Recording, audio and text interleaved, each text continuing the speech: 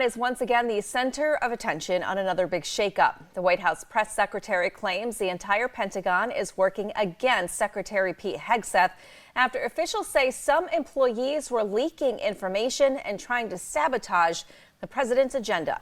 WENY Washington correspondent Rachel Knap joins us live with continuing coverage this evening. Rachel.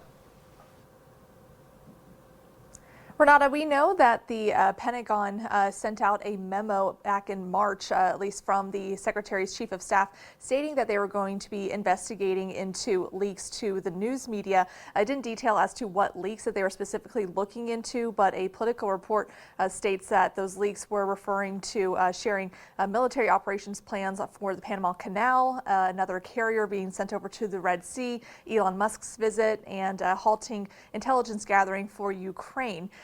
But this is just the latest scandal coming out of the Pentagon following the Secretary's reporting of the Secretary's sharing of sensitive information in a Signal group chat. In the latest shakeup at the Pentagon, 3 top officials were fired after an investigation into alleged leaks. According to a report, the Secretary's Chief of Staff requested an investigation into leaks from the Pentagon, but it does not detail which leaks they were referring to.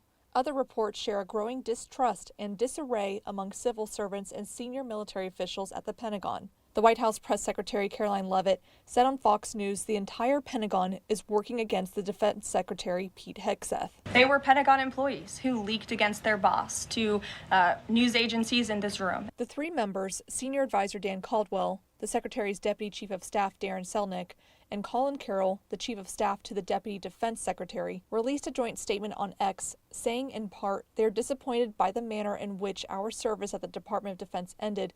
Unnamed Pentagon officials have slandered our character with baseless attacks on our way out the door.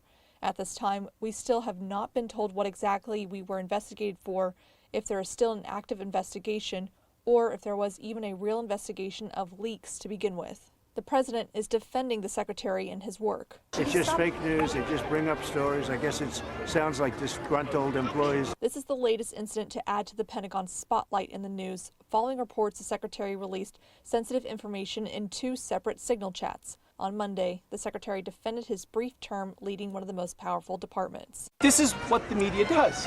They take anonymous sources from disgruntled former employees, and then they try to slash and burn people and ruin their reputations. Not going to work with me, because we're changing the Defense Department, putting the Pentagon back in the hands of warfighters, and anonymous smears from disgruntled former employees on old news doesn't matter. Renata, we know that many Democrats, including Senator Chuck Schumer, is calling on the secretary to resign following those Signal group chats, but the White House maintains that they have full confidence in the secretary. Reporting live in Washington, D.C. for WENY News, I'm Rachel Knapp. Renata, back to you.